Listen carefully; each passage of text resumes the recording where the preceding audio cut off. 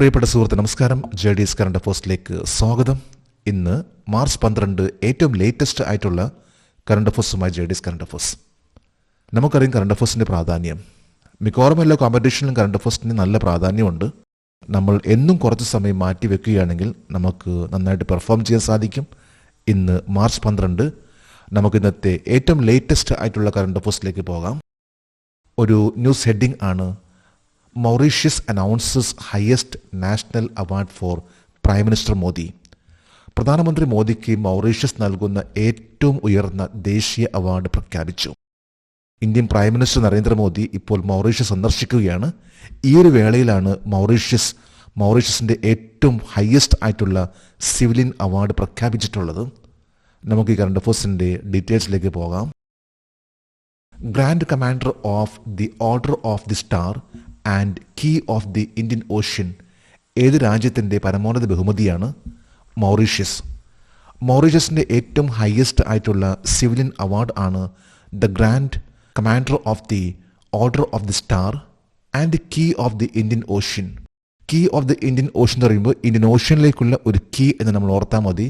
The grand commander of the order of the star and the key of the Indian Ocean.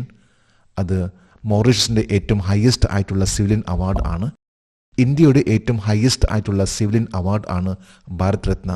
അത് കഴിഞ്ഞാൽ പത്മവിഭൂഷൺ, പത്മഭൂഷൺ, പത്മശ്രീ എന്നിവയെല്ലാം. പ്രധാനമന്ത്രി നരേന്ദ്രമോദിക്ക് രാജ്യത്തെ പരമോന്നത ബഹുമതി നൽകുമെന്ന് പ്രഖ്യാപിച്ച മൗറീഷ്യസ് പ്രധാനമന്ത്രിയുടെ പേര് ഡോക്ടർ നവീൻ ചന്ദ്ര രാംഗൂലം. മൗറീഷ്യസിൻ്റെ പ്രൈം മിനിസ്റ്റർ ആണ് ഡോക്ടർ നവീൻ ചന്ദ്ര രാംഗൂലം. ഇദ്ദേഹമാണ് ഇന്ത്യൻ പ്രൈം മിനിസ്റ്റർ നരേന്ദ്രമോദിക്ക് മൗറീഷ്യസിൻ്റെ ഏറ്റവും ഹയസ്റ്റ് ആയിട്ടുള്ള the grand commander of the order of the star and key of the Indian ocean എന്ന സിവിലിയൻ അവാർഡ് പ്രഖ്യാപിച്ചിട്ടുള്ളത്. 2025 മാർച്ച് 12 മൗറീഷ്യസിലെ ഏത് ആഘോഷത്തിൽ പ്രധാനമന്ത്രി നരേന്ദ്രമോദി മുഖ്യാതിഥിയാണ്? 57ാമത് മൗറീഷ്യസ് ദേശീയ ദിനാഘോഷങ്ങൾ.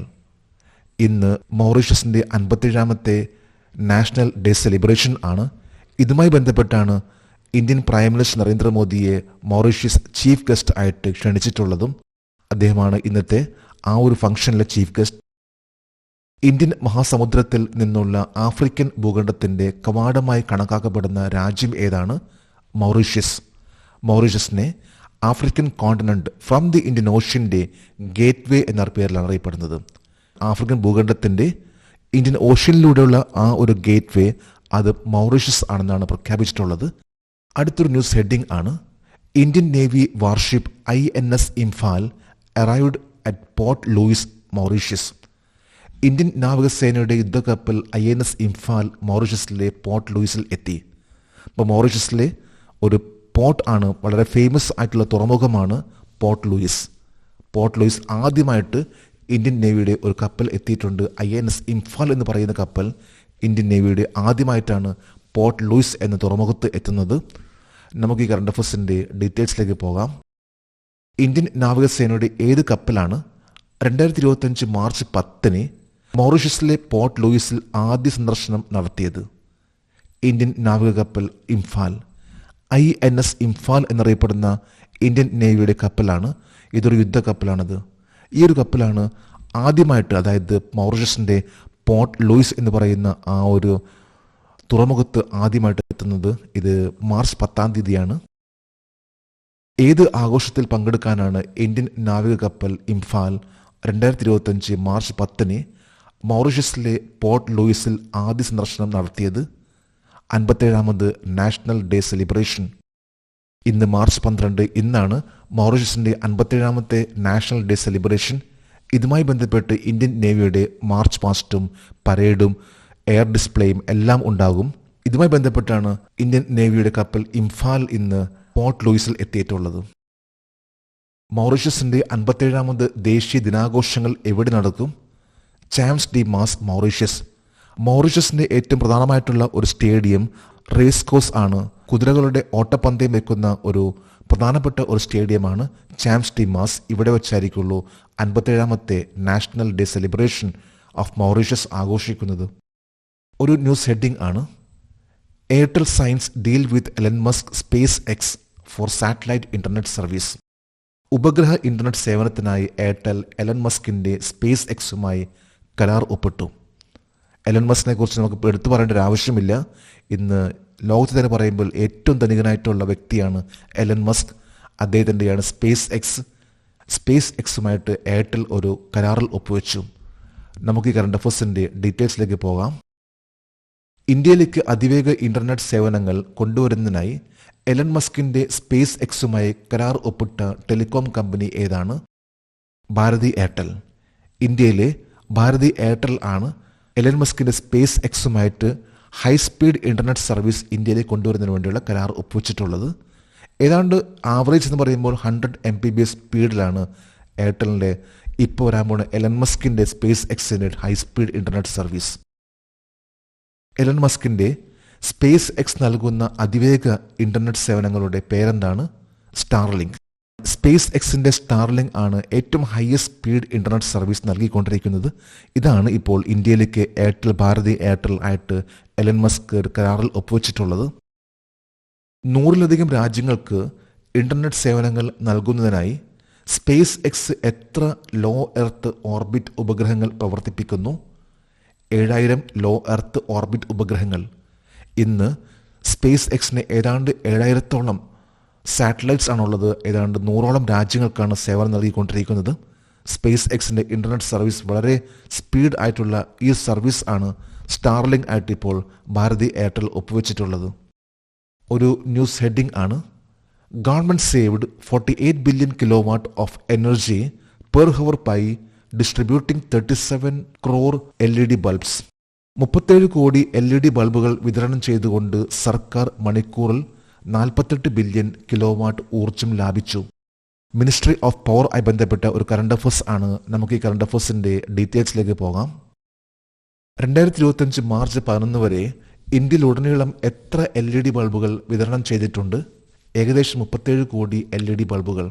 മാർച്ച് 11 ഇന്നലത്തെ കണക്കനുസരിച്ചുള്ള ഒരു റിപ്പോർട്ട് ആണ്. അതായത് ഇന്ത്യയിൽ ഇപ്പോൾ ഏകദേശം 37 കോടി LED ബൾബ് ആണ് വിതരണം ചെയ്തിട്ടുള്ളത്. ഏത് പദ്ധതി കീഴിലാണ് രാജ്യത്തുടനീളം ഏകദേശം 37 കോടി LED ബൾബുകൾ വിതരണം ചെയ്യുന്നത്? ഉജാല പദ്ധതി. 2015 ജനുവരി 5 ലോഞ്ച് ചെയ്തിട്ടുള്ള ഉജാല സ്കീം. ഈ സ്കീം പ്രകാരമാണ് ഇപ്പോൾ ഏതാണ്ട് 37 കോടി LED ബൾബുകൾ വിതരണം ചെയ്തിട്ടുള്ളത്. ഈ സ്കീം ലോഞ്ച് ചെയ്തിട്ടുള്ളത് 2015 ജനുവരി 5 ഇന്ത്യൻ പ്രൈം മിനിസ്റ്റർ നരേന്ദ്രമോദിയാണ്. കേന്ദ്ര വൈദ്യുതി മന്ത്രി മനോഹർ ലാലിൻ്റെ അഭിപ്രായത്തിൽ 37 കോടി LED ബൾബുകൾ വിതരണം ചെയ്തതുകൊണ്ട് എത്ര ഊർജം ലാഭിച്ചു? 48 ബില്യൺ കിലോവാട്ട്.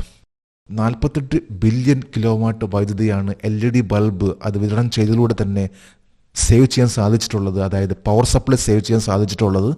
ഇന്ന് നമുക്കറിയാം മിക്കവാറും എല്ലാ സ്ട്രീറ്റ് ലൈറ്റുകളും പ്രവർത്തിക്കുന്നത് LED ബൾബ് വെച്ചാണ്.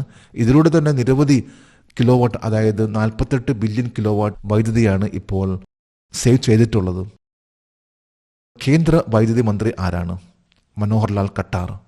കേന്ദ്രത്തിൻ്റെ ഇപ്പോഴത്തെ വൈദ്യുതി മന്ത്രിയാണ് മനോഹർ ലാൽ ഖട്ടാർ. ഇന്നത്തെ കറണ്ട് അഫയേഴ്സിലെ last heading: Ukraine the top arms importer in 2020-24. 2020-24 ഏറ്റവും വലിയ ആയുധ ഇറക്കുമതിക്കാരനായി ഉക്രൈൻ. നമുക്കെല്ലാവർക്കും അറിയാവുന്ന ഒന്നാണ് റഷ്യ ഉക്രൈൻ യുദ്ധം, റഷ്യ ഉക്രൈൻ വാർ. ഇതുമായി ബന്ധപ്പെട്ട് ഇപ്പോൾ ലോകത്ത് തന്നെ പറയുമ്പോൾ ഏറ്റവും കൂടുതൽ ആയുധങ്ങൾ ഇറക്കുമതി ചെയ്തിട്ടുള്ള രാജ്യം എന്ന് പറയുമ്പോൾ അത് ഉക്രൈൻ ആണ്. നമുക്ക് ഈ കറണ്ട് അഫയേഴ്സിൻ്റെ ഡീറ്റെയിൽസിലേക്ക് പോകാം. 2020-24 ലോകത്തിലെ ഏറ്റവും വലിയ പ്രധാന ആയുധ ഇറക്കുമതിക്കാരായി മാറിയ രാജ്യം ഏതാണ്? ഉക്രൈൻ റഷ്യ വാർ. ഇതുമായി ബന്ധപ്പെട്ട് നിരവധി രാജ്യങ്ങളാണ് ഉക്രൈന് ആയുധങ്ങൾ കൈമാറിയിട്ടുള്ളത്. ഇതനുസരിച്ച് ഇപ്പോൾ ഏറ്റവും ലേറ്റസ്റ്റ് ആയിട്ട് സ്റ്റോക്ക്ഹോം ഇന്റർനാഷണൽ പീസ് റിസർച്ച് ഇൻസ്റ്റിറ്റ്യൂട്ടിൻ്റെ കണക്കനുസരിച്ച് ഉക്രൈൻ ആണ് ഏറ്റവും ടോപ്പിൽ നിൽക്കുന്ന രാജ്യം. 2020-24 കാലയളവിൽ ലോകത്തിലെ ഏറ്റവും വലിയ ആയുധ ഇറക്കുമതിക്കാരിൽ 2ാം സ്ഥാനത്തുള്ള രാജ്യം ഏതാണ്? ഇന്ത്യ. ഈ ഒരു കണക്കനുസരിച്ച് ഇന്ന് ലോകത്തെ ഏറ്റവും കൂടുതൽ ആയുധങ്ങൾ ഇറക്കുമതി ചെയ്യുന്ന രാജ്യം എന്ന് പറയുമ്പോൾ അത് ഉക്രൈൻ ആണ്. ഏറ്റവും ടോപ്പിലുള്ള ഉക്രൈൻ, 2ാം സ്ഥാനത്ത് ഇന്ത്യ, 3ാം സ്ഥാനത്ത് ഖത്തർ, 4ാം സ്ഥാനത്ത് സൗദി അറേബ്യ, 5ാം സ്ഥാനത്ത് പാകിസ്ഥാൻ ആണ്. ഏറ്റവും ടോപ്പ് ലെവലിലെ Ukraine, India, Qatar, Saudi Arabia, Pakistan. Stockholm International Peace Research Institute പ്രകാരം ഏത് രാജ്യത്തിന്റെ ആയുധ കയറ്റുമതി 64% കുറഞ്ഞു? റഷ്യ നല്ലൊരു എക്സ്പോർട്ടർ ആയിരുന്നു ആയുധവുമായി ബന്ധപ്പെട്ട്.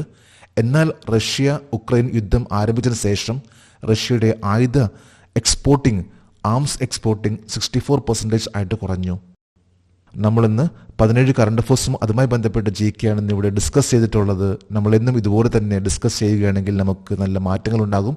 ലേഡീസ് കറണ്ട് അഫേഴ്സിൻ്റെ ഇന്നത്തെ ഈ വീഡിയോ കണ്ടിട്ട് ഇഷ്ടപ്പെട്ടെങ്കിൽ ഈ ചാനൽ സബ്സ്ക്രൈബ് ചെയ്യാനും ഷെയർ ചെയ്യാനും മറക്കരുത്. നമുക്ക് നാളെ വീണ്ടും പുതിയ കറണ്ട് അഫേഴ്സുമായിട്ട് കാണാം. Thank you very much.